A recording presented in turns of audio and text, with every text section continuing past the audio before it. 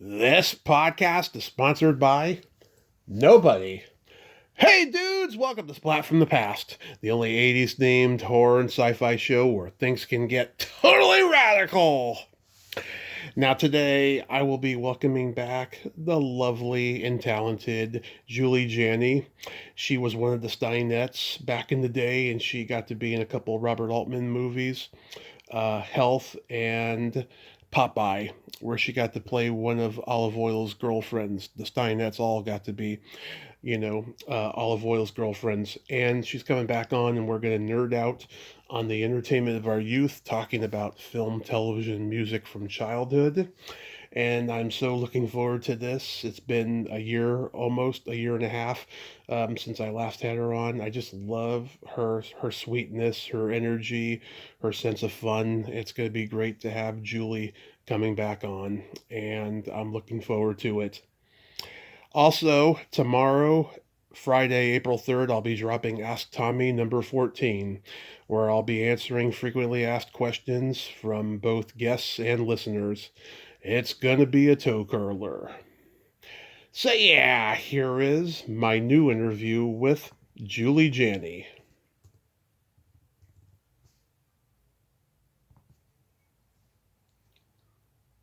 Hey, Julie, welcome back. How are you today? I'm well. How are you? I am blessed. Despite the fact that the world is getting crazier and crazier every day, I am blessed. I can't complain. Oh, good. Same here. Same here. Yeah. Just have to take a breath and kind of keep your head up and keep it going. Yes, and I'm so happy to be back here with you. Thank you so much. Oh, you're welcome. You're welcome. So, go back in time. Do you remember the first movie that impacted you as a child? Yeah, I think it was The Music Man. I was really little, and I think my grandparents actually took me to the little theater that was in their small town in Indiana. Mhm. And it was so beautiful and all that dancing and singing, and I was just amazed. It was just, I think it really made a big impression on me. Yeah, I Yeah, go ahead. I was gonna say, yeah, it's funny. For years, my grandfather told me Robert Preston was in The Sound of Music, and then before he died, I said no, he was in The Music Man. Yeah, exactly. And funny enough, I mean, amazingly enough, when I moved to Connecticut when I was older, after I had been in New York quite a bit, I joined this workshop in Westport, Connecticut called the Theater Artists Workshop of Westport. And Teak DaCosta, Morton DaCosta, who had directed the movie and the Hmm. musical on Broadway, he was a member. And so we became friends. And it was just kind of a full circle, beautiful thing. Yeah, it's a great underrated play, and they made fun of it pretty good on The Simpsons with the monorail episode that Conan O'Brien wrote. Yeah, yeah. That's one of my favorites. What Mm. what movie genre did you gravitate toward the most growing up? Probably comedies, musical comedies, and comedies. I think I liked mysteries and stuff like that, but I wasn't a big fan of, um, well, not horror or scary stuff. I really didn't like that. But I would say comedies. Yeah. Yeah, comedies and musicals. Yeah, Yeah, there were more then. Yeah. yeah, comedy and horror have always been my two favorites. I mean, Oh, yeah. I love all genres, but like comedy and horror were always my absolute favorites and stuff. I'm sure you Uh-huh. remember. I'm sure you remember when Night of the Living Dead came out though, and how scary that was, and it just impacted everybody because no one had ever seen a movie that scary before. Yeah, I heard about it. I didn't see it. I knew I would be too scared to go to that. Yeah, I mean, you see it now and it's pretty tame and it's pretty bad, but at the time, yeah, it impacted so many. And of course, Yeah, The Exorcist, when that came out, that really like took everyone to the moon. I know. I did see that, and I was terrified. Yeah, my dad and my stepdad, they both told me when they went to go see it, there were kids running out of the theater to go vomit in the bathroom because Oh my gosh. it was that impactful. Yeah, Yeah, yeah, yeah. yeah. So Yeah. what did you like for comedy films? Did you like Mel Brooks?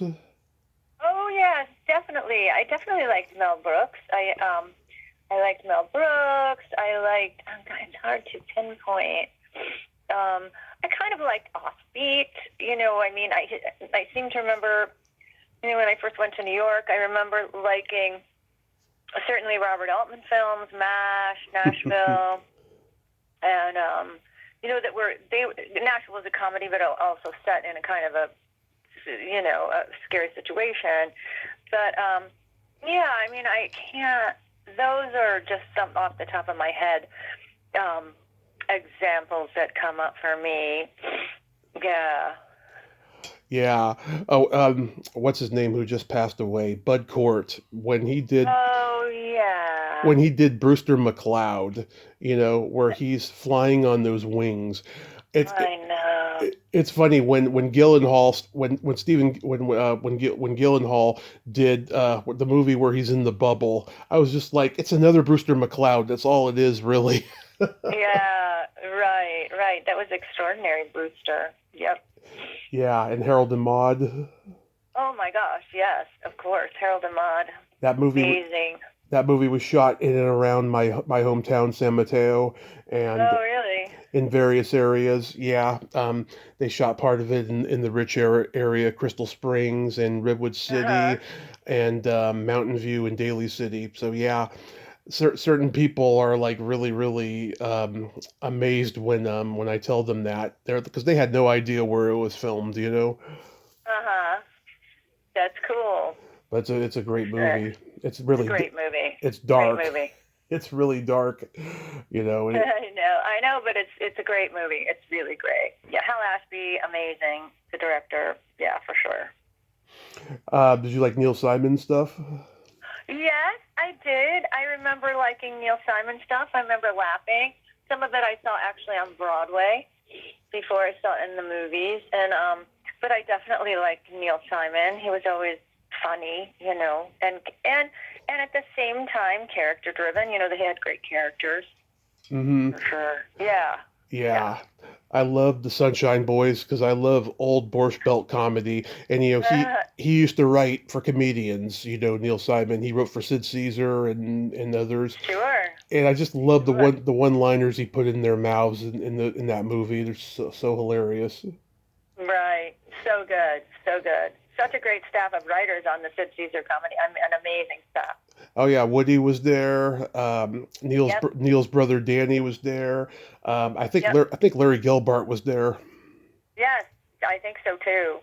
Yeah. Definitely. Yeah, and Carl Reiner was in the cast, and along with Imogen Coca, and I find sometimes when I'm teaching my improv class, actually, I like to go to YouTube and take clips from the Sid Caesar Comedy Hour because he did so many amazing.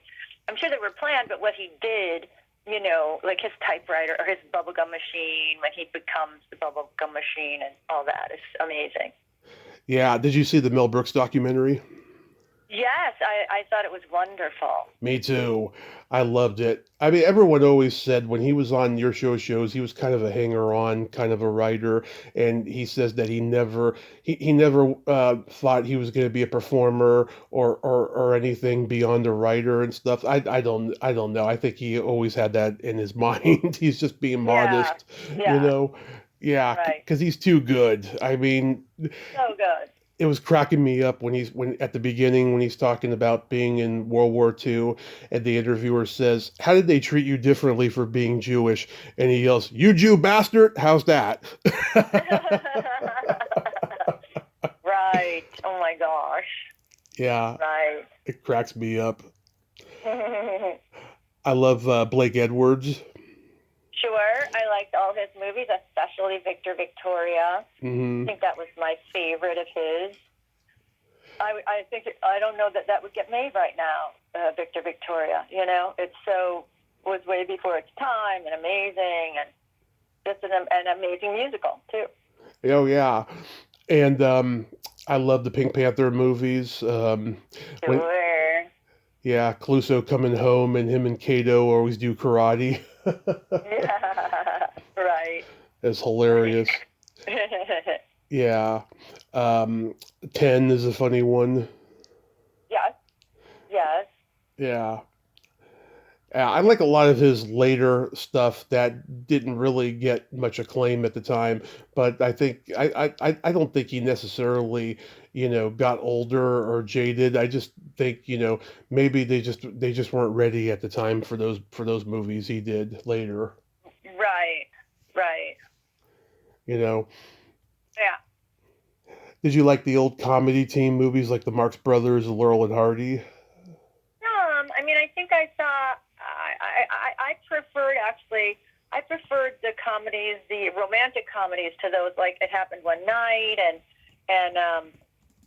the one like what was the one with Rosalind Russell and I think it was Clark Gable. Those I like those comedies more than. I mean, I appreciated the Marx Brothers comedies. I thought they were great, Mm. but I really liked the ones with.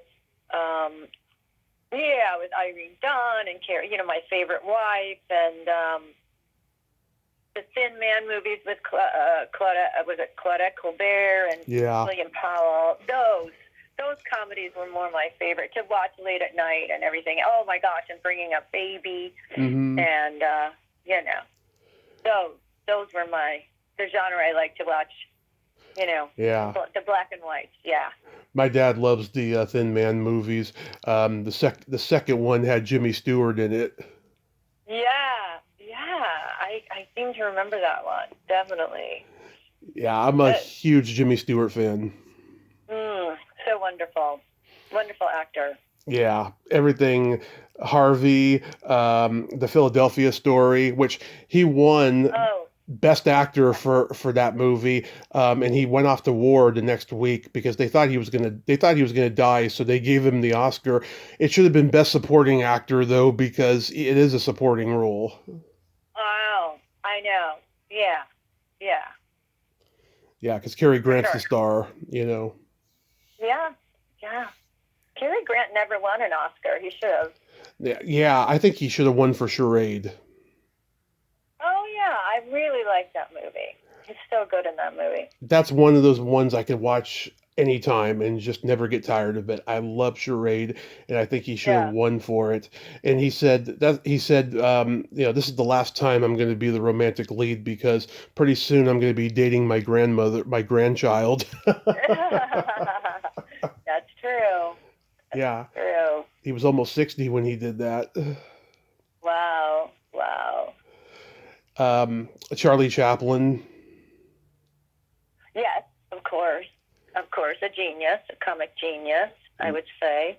Love those. Yeah. The Gold Rush and Modern Times is my favorite, and Oh, wow. that turns 90 this year. Wow. That's pretty amazing. Yeah, they're going to be showing it at the TCM Film Festival in a couple of weeks. Oh, cool. Yeah. Well, Yeah. Um, did you like James Bond movies? I didn't really grow up watching James Bond movies that I recall. I mean, I think as I got older, I appreciated them. I liked them okay. I liked certain James Bonds better than others. I liked Pierce Brosnan. I liked Daniel Craig. Daniel Craig. And yeah, I mean, I think I remember weirdly. I remember Matt Helm movie. Matt Helm movie. Yeah. Which was kind of the same genre. Dean Martin. Yeah. Dean Martin. Yeah, yeah. That I remember made an impact on me. That one, yeah.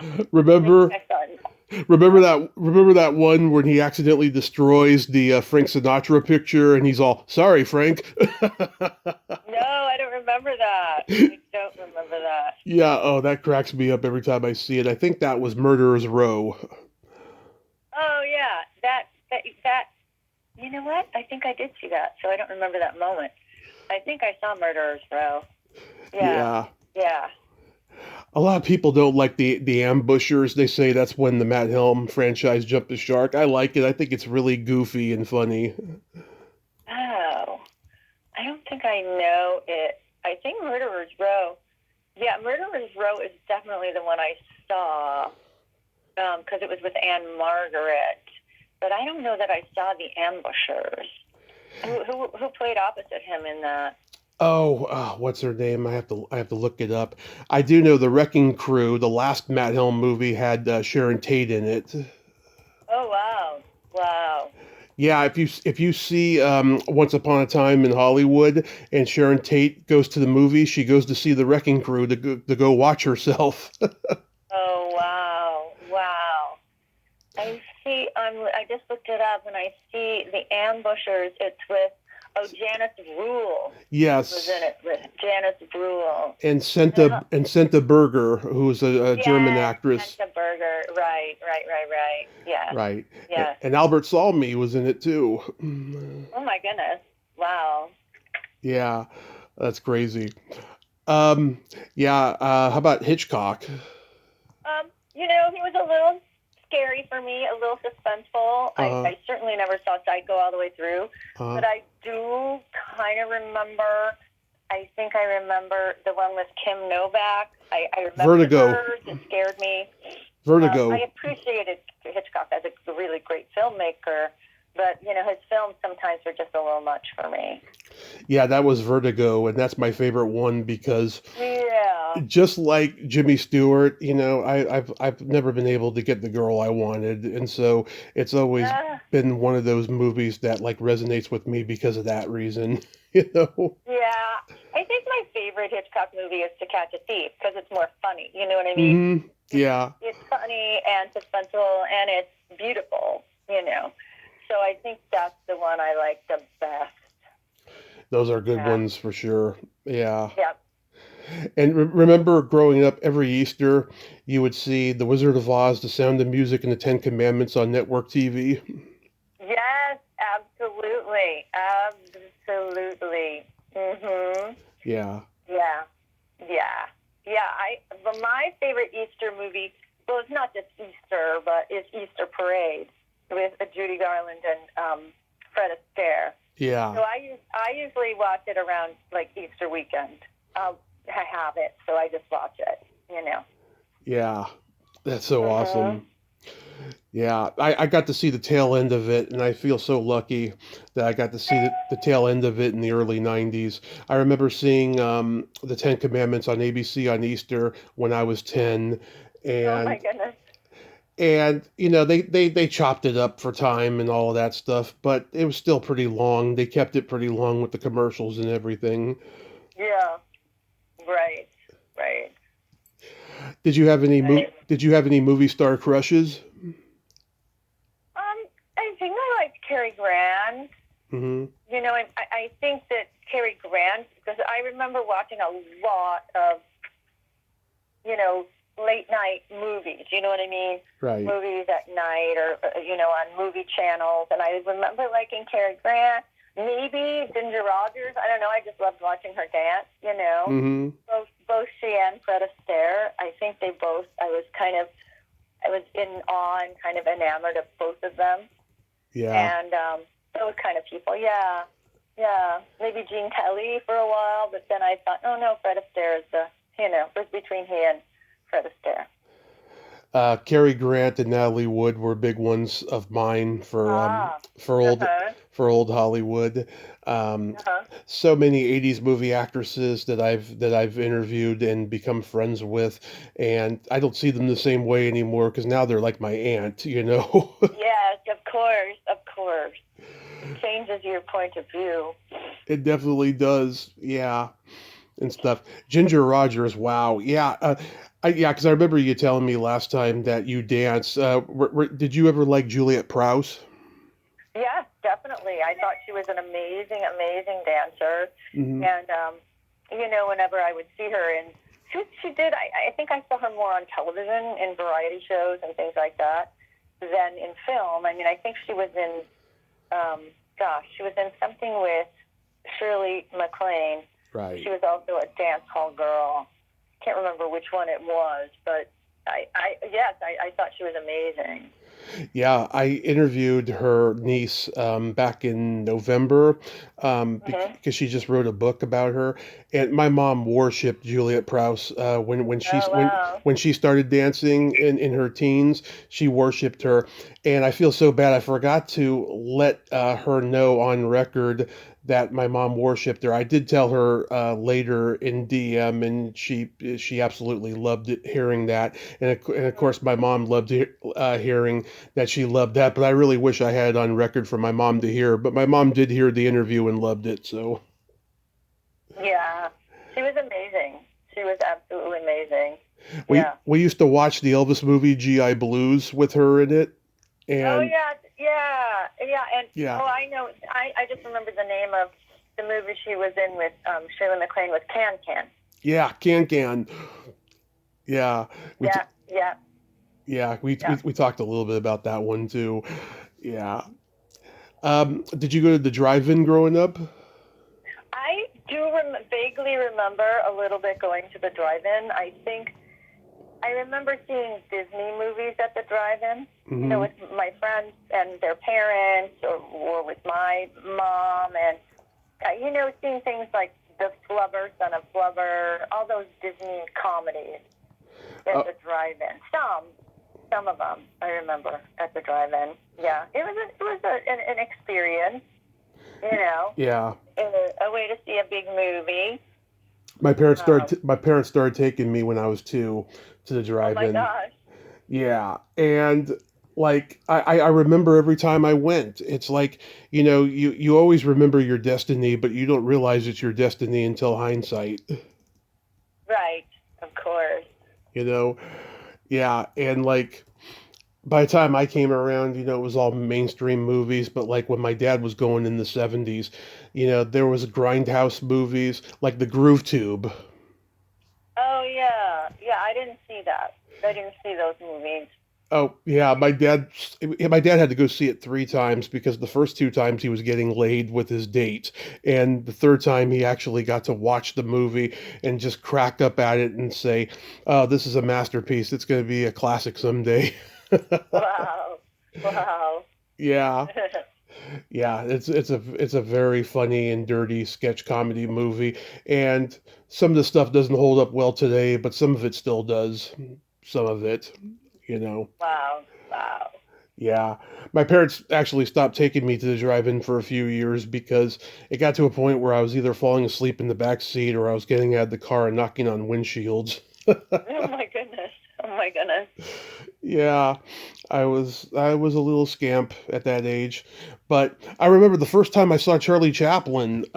My mom had to go to the snack bar to complain about something, and she took me with her. And there was a cardboard poster of Charlie Chaplin. It was like a Bagley's cookie ad, and Uh-huh. I remember saying to my mom, "Hey, mom, I want a cookie just like that man has," and she's like, "You don't get a cookie. I'm mad." My goodness.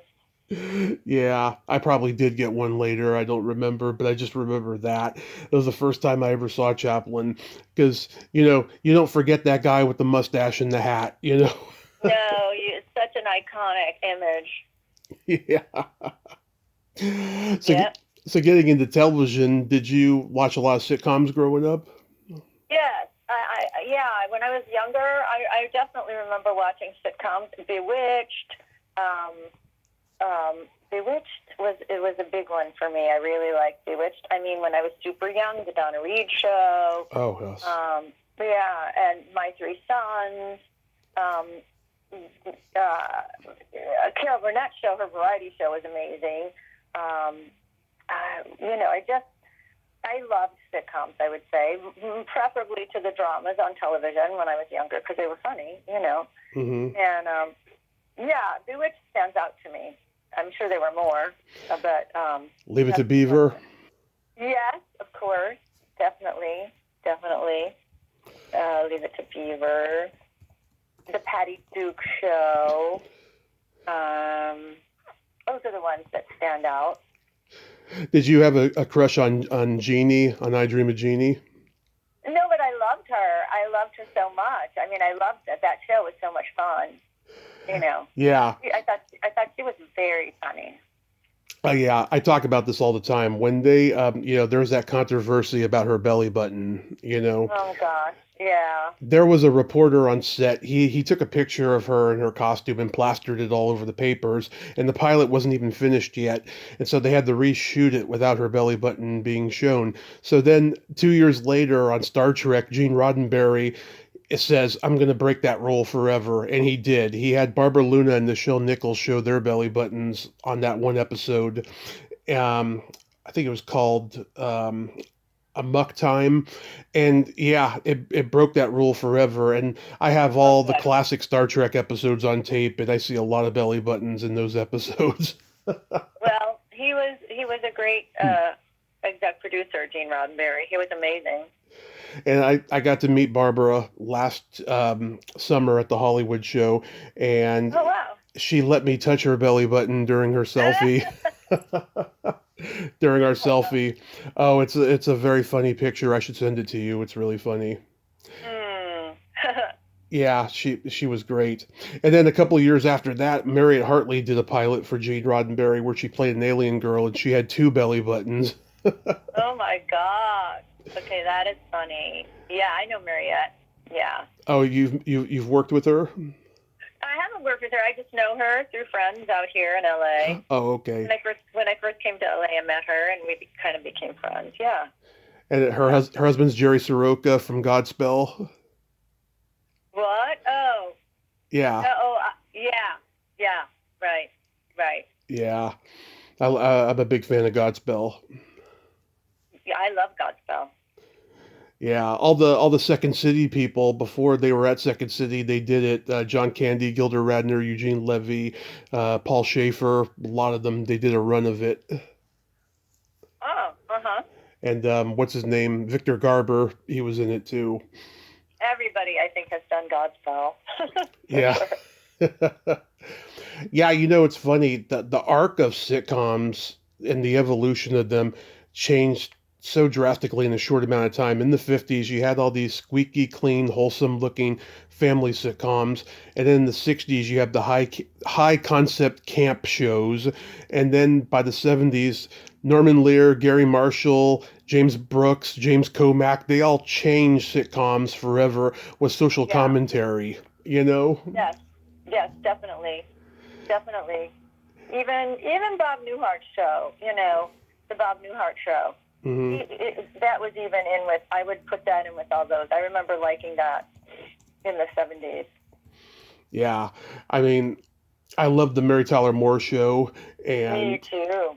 Yeah. they still hold up. Every episode I see, it's just, I crack up. They had the best writing on that show. Yeah. Yeah. So good. So good. Chuckles the Clown. Knuckles the Clown. Hilarious. When I got to interview Ed Asner before he passed, he told me that was his favorite episode. Oh, I'm sure. I think it's a lot of people's favorite episode. I just love, just when they find out how Chuckles died, they just can't stop laughing. I know. Especially Mary. She starts it. Yeah. Yeah. Just She kind of starts it. Yeah. and Ed was a pretty serious guy for the most part, and just seeing him laugh is just hilarious to me. Yeah. Yeah. I So love it. funny. I love it. So funny. Did you like the Munsters or the Abbs Family? I was more an Addams Family fan, as I recall. I really did like the Addams Family. The Munsters was okay, but I don't know why. The Addams Family is the one that just really appealed to me when I was little. And I think I remember watching Dark Shadows Yes. for a while, which was on every day. I don't know how they shot all those, Yeah. I mean, it was on every day. So I don't know how they did it, but they did. It's interesting. Being the pop culture nerd that I am, I didn't really know about Dark Shadows until the Tim Burton movie came out, and then I found out it had been a series in the '60s. And when Yeah. I was a kid, they did a reboot of it, and I was like, "Wow, how come I did not know this? Dark Shadows was not on my radar when I was a kid." Well, you probably were pretty young. I mean, I was pretty young too, but it was on in the daytime. So it was kind of an after-school show, I mean, I remember coming home from school. I had homework and stuff, but then I remember Dark Shadows was on in the afternoon.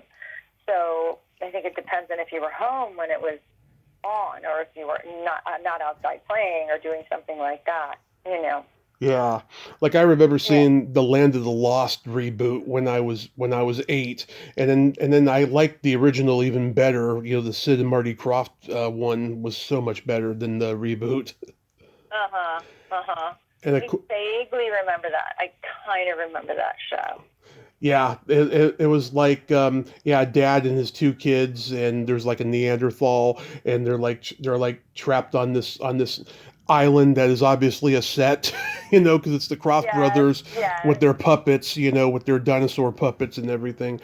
Yeah, I got to talk to Sid Kroft a few years ago, and I spent about 12 hours editing that episode. There was a lot of glitches going on because there was snow going on in California, and he and Uh-huh. I he and I had a lot of technical delays, and so that was a very frustrating interview to edit, but it was a good experience overall.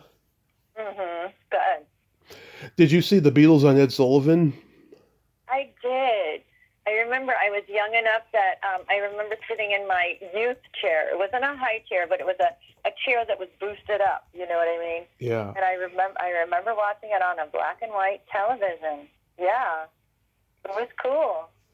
Yeah, I've gotten to talk to a few people who were there that night, like Charlie Brill and Mitzi McCall, and Uh-huh. the president of the Beatles fan club, Debbie Gendler, who's written a book about that night and everything. And yeah, it was a lightning in a bottle, once in a lifetime experience night that just nobody can forget about. It's true. I believe it's absolutely true.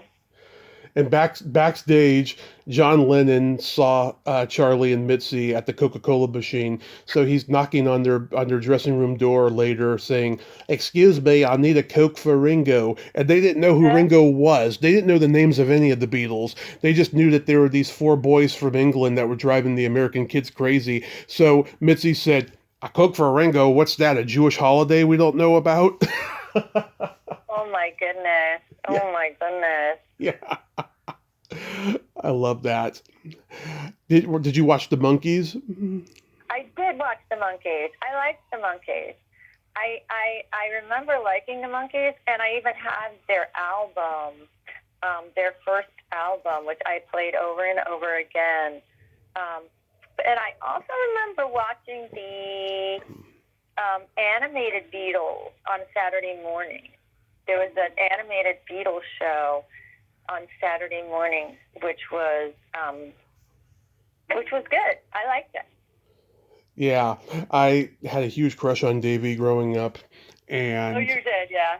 yeah, and it's funny. He was at the Ed Sullivan show that night too. He was doing Oliver, and they were like doing like a scene from the play to promote it on the Ed Sullivan show. Wow, that's Yeah, funny. yeah. That's So so funny. he had his brush in with the Beatles before he got to parody the Beatles. Wow, yeah, yeah, definitely. I got to see the Monkees live when I was 14. They played at Candlestick Park in San Francisco before a Giants game, and they did 10 songs. It was just the three of them. Michael wasn't there, and they drove off the field in a Cadillac. It was priceless. Oh, wow. Yeah. So great. How cool. And now Mickey, he's doing that 60th anniversary tour, and it's just him, sadly. That is sad. Yeah. I wish I could go see him live, but he's not coming anywhere in my neck of the woods in California. But Uh, I think he's playing LA and like wherever else. But did you did, yeah. did you watch Batman? I did watch Batman sometimes. I actually liked Batman because of all the cool people who were guests Yeah, in movies and stuff. I mean, everybody, even Ethel Merman was a guest on Batman. I mean, I thought that was so cool. All yeah, the guests. Even though I was young then, I just appreciated all the guest stars who were on and how the kind of villains they played, which I thought was so creative. I mean, I just thought it was so cool. Oh, do you remember when they would climb the rope and the guest star would come out? No, I don't remember that.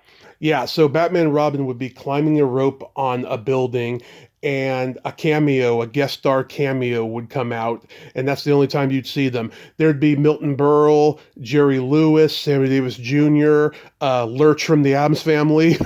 Oh, wow.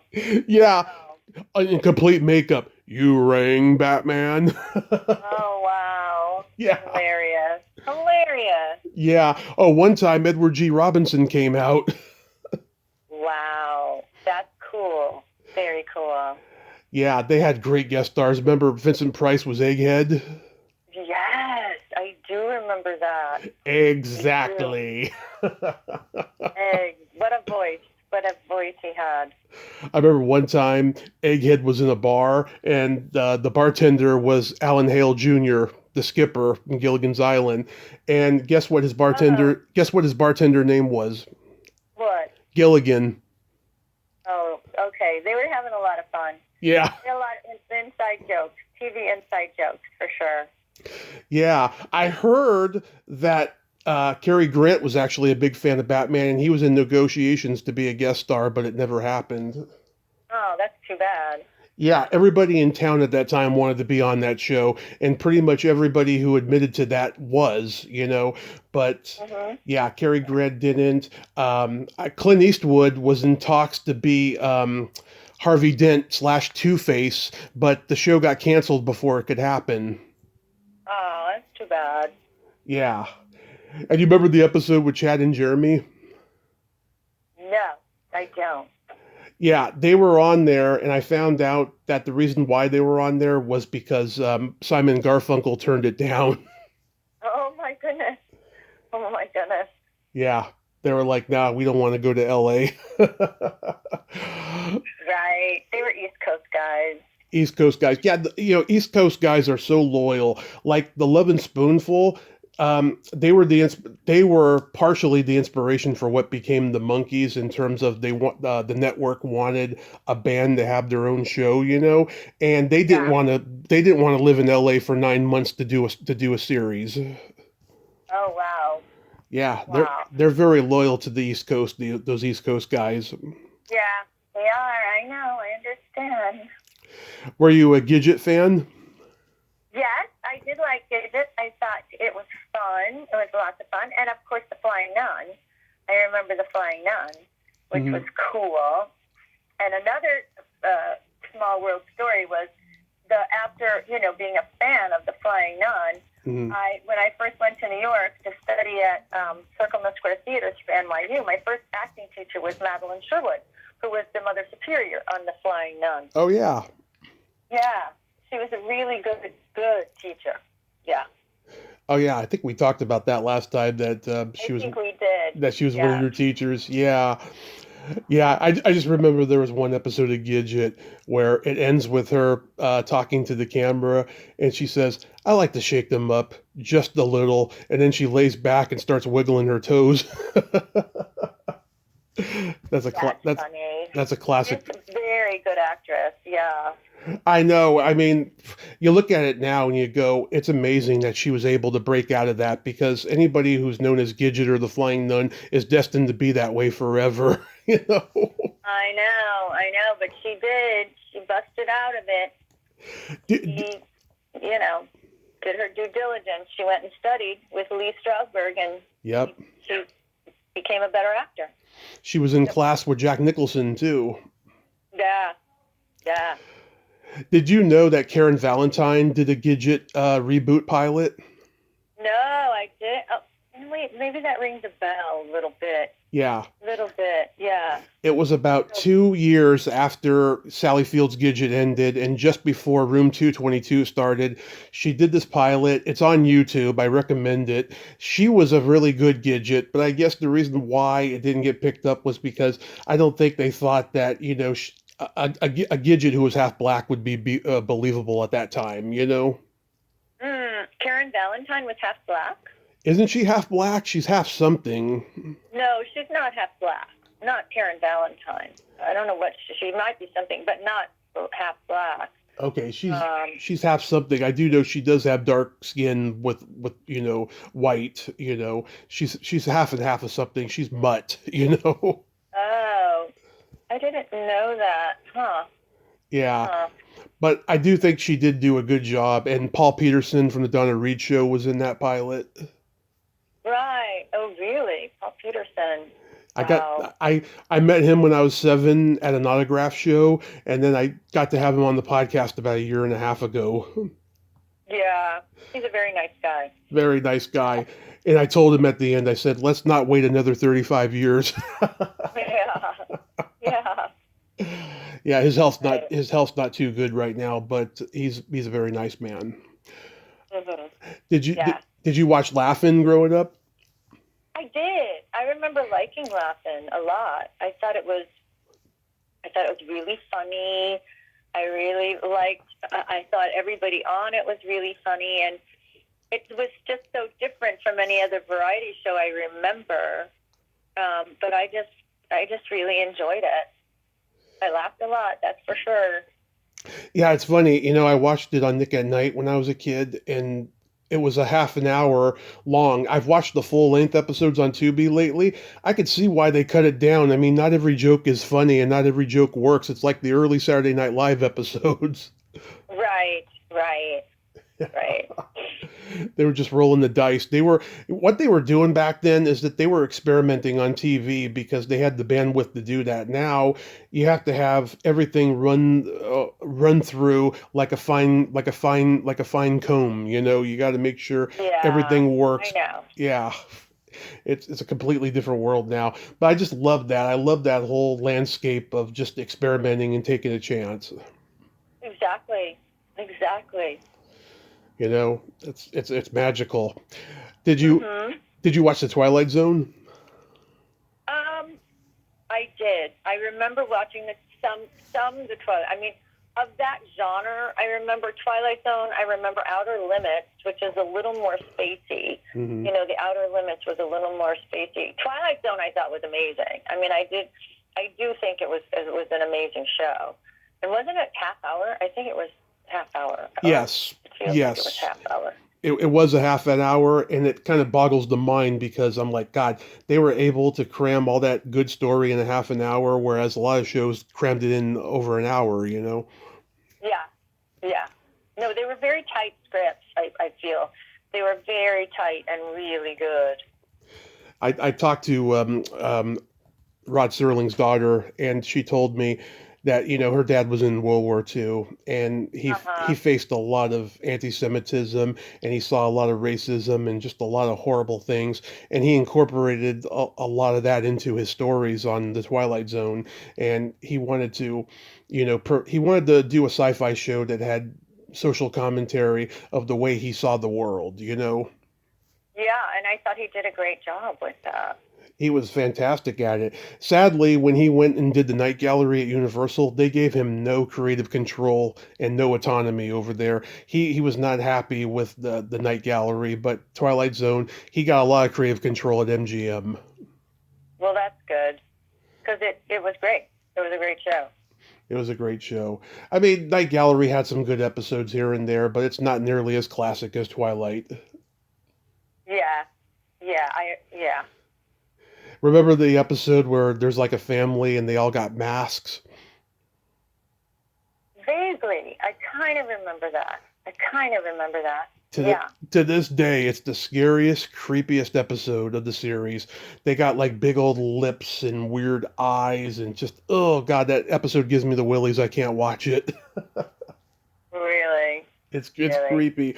Yeah, my favorite is one where Susan Gordon, who was the daughter of Burt Gordon, who made the Amazing Colossal Man and all these cheesy creature feature movies. His daughter plays this little girl who's raised by her narcissistic aunt, played by Nancy Culp from the Beverly Hillbillies, and she hangs out with this old man Dean Jagger plays, and he can turn into a bat and all these different things and stuff. It's a really wild episode. It's one of my favorites. Wow. Yeah, I remember a couple that stick out. I remember a Twilight Zone where there were people on a train, and Hmm. it looked like, and they kept going by the same thing, and then all of a sudden a big hand comes down, and you realize they're on a miniature train, and they're miniature people on a train, that keeps like going around and around to the same little town. Yeah. I remember that. Yeah. I remember that one. Of course, everybody remembers the one where Bill Mummy's the kid who makes the adults do bad things, and stuff, or he does bad things to the adults. He turns his dad into a Jack in the Box. I vaguely remember that one. Yeah. Yeah, that was parodied on The Simpsons on one of the Halloween episodes. Oh wow. The one with I like the one with the tribute. Yeah. Yeah, the one with the doll talking Tina. I don't remember that, actually. Yeah, Telly Savalas gives his daughter a doll called Talking Tina, and the doll tries to kill him. Oh my goodness. Yeah, it was June Foray who did all the female voices for Looney Tunes. She was the voice of Chatty Catty. She did that voice for Talking Tina. Oh my gosh. Scary. Kind of scary. Yeah, I saw an interview she did for the Archive of American Television when she was in her 70s. She could still do the voice pitch perfect. Wow. Yeah. Wow. Getting into music, do you remember the first album you were given or you bought with your own money? I don't. I don't remember the first album I bought. My mother was more into musical theater, and I was raised by a single mom. So it was more musical theater in the house. I mean, I do remember. So if ever I heard rock and roll or anything, that was my friends' sisters, like older sisters or something. I remember 45s. I remember playing 45. I remember my aunt and uncle, when I visited them, they had the album To Hair, the musical, and how kind of out there it was. I listened to it a lot. And then I got one for Christmas. I got the album Hair for Christmas. And that was cool. That was very cool. So, I mean, I don't remember buying albums when I was young. No, I didn't. Because my mom had them, and so I would listen to her show stuff, Yeah. But you didn't buy 45s when you were a teenager or something? I didn't really buy them. I remember going to my friends to play the 45s, to play there. I don't remember buying 45s. I mean, I must have spent my money on other things. I mean, but my friends had 45s, and my one friend had a basement, a very cool basement with like a bar, and she also had she had all these 45s, and we would play the 45s like from the association and the Love and Spoonful and all those Green Tambourine and Let's Hang On, all kinds of 45s, which I loved. Yeah. Yeah, my dad had a rock band when I was a kid, so he had everything on vinyl. He was very eclectic. Had the Beatles, Beach Boys, Rolling Stones, Carole King's Tapestry, Rod Stewart. Oh, yeah. Those are classics, yeah. Johnny Cash live at Folsom Prison. Oh, wow. That's a great album. Yeah, and vinyl has really made a comeback over the last decade. People are collecting it again. And there's just nothing like that stinky, musky smell of vinyl. It's intoxicating. Right. I agree. Yeah. Definitely. I love it. Yeah. Do you remember your first concert? I think my first concert, I went with friends because I didn't even think of buying concert tickets. I think we went to see Don McLean. It was in Chicago, and he was playing, I think, the MacArthur Center. And so I saw him, which was cool because I liked American Pie and Starry, Starry Night and all that. And then I think the second one we went to was Blood, Sweat, and Tears, which was really, really cool. Yeah. Love Blood, Sweat, and Tears. My parents had the Greatest Hits album when I was a kid, and we used to listen to the song that Laura Nyro wrote for them. And when I die, and when I'm gone. Oh, yeah. I think I actually saw Laura Nyro in New York doing at the Bottom Line. Yeah. And she sang that. She sang that song. Yeah. Great song. And Yeah. a spinning wheel. Which, by the way, have you ever noticed the flute playing on that reminds me of the Popeye theme? Oh, really? I have to go back and listen to see that, to hear that. Oh yeah, Yeah. you listen to the Popeye theme and listen to Spinning Wheel, you'll be cracking up. It's so similar.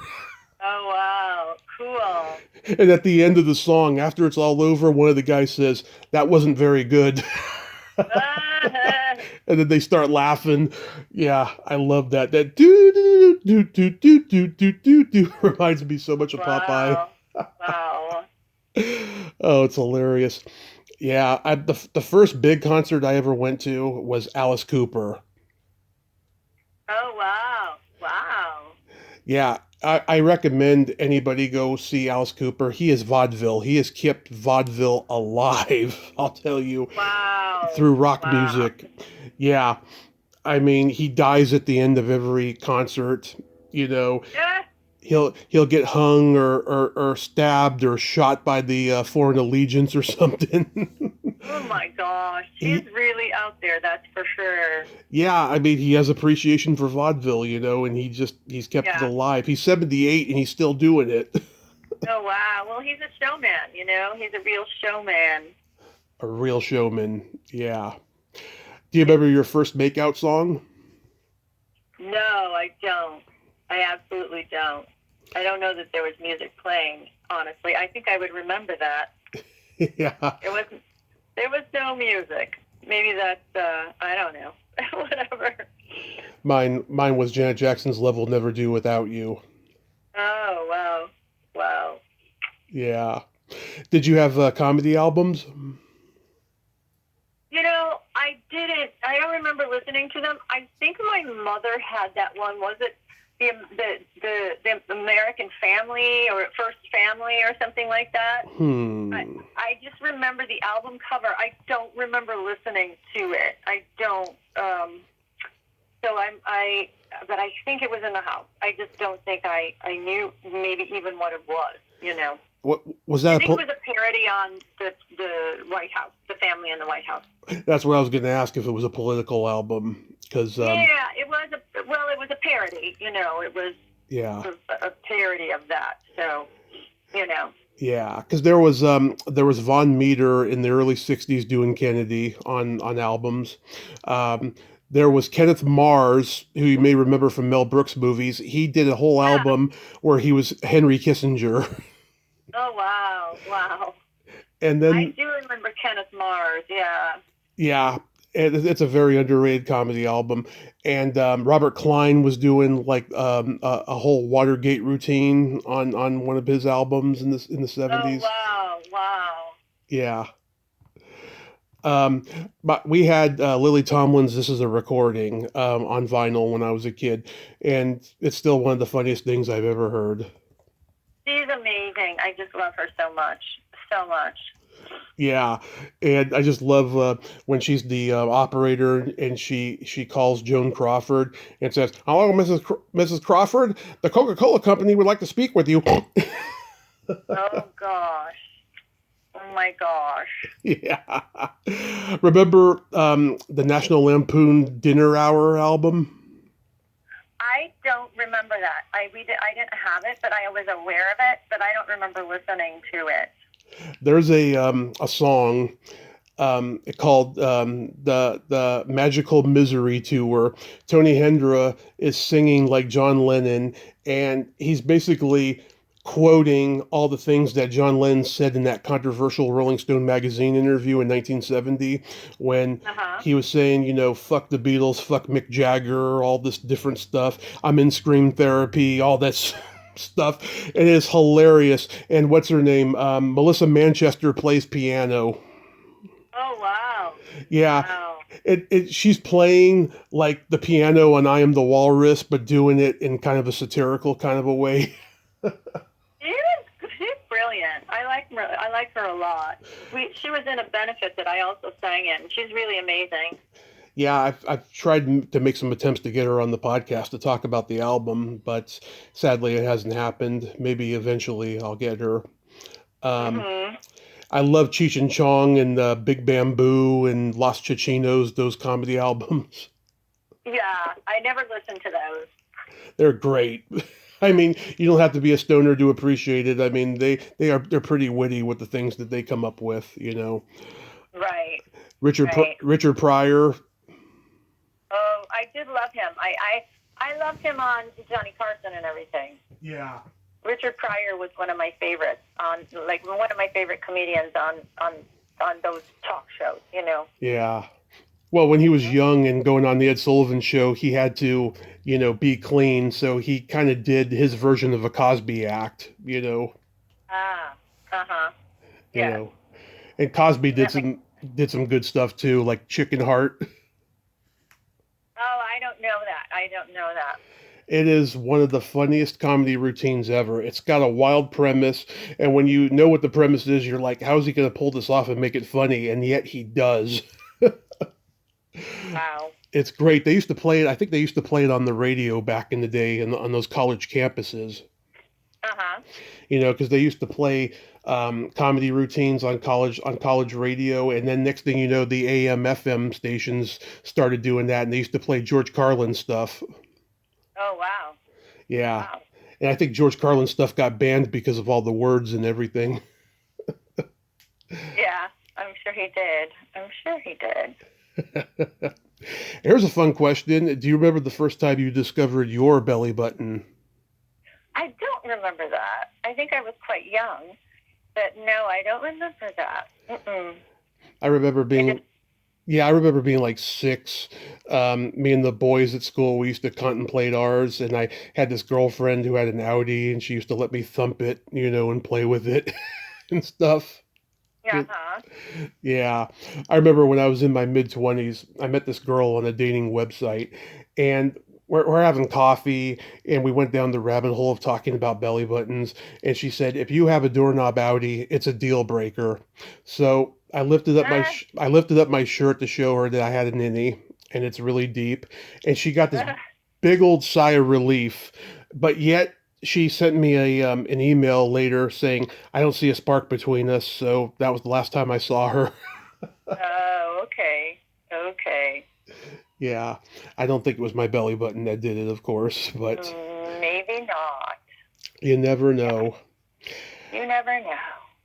So what do you got going on lately that we can look forward to? Well, I've been rehearsing my show again, you know, the show I did about a little over a year ago. Mm-hmm. And so I actually just went to a venue that I think I'm going to do it in. It's called the Velvet Martini Lounge. It's what used to be Vitello's upstairs. It's above Vitello's Italian restaurant. And I think I'm going to be booking, I'll let you know.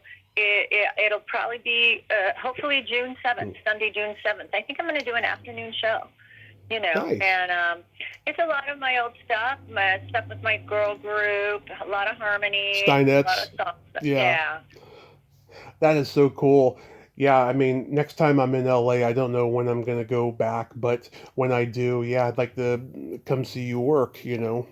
Yeah, well, I'll keep you posted, and if you're around, you can come. I will be sending out as soon as I'm probably going to send out a save the date. Mm-hmm.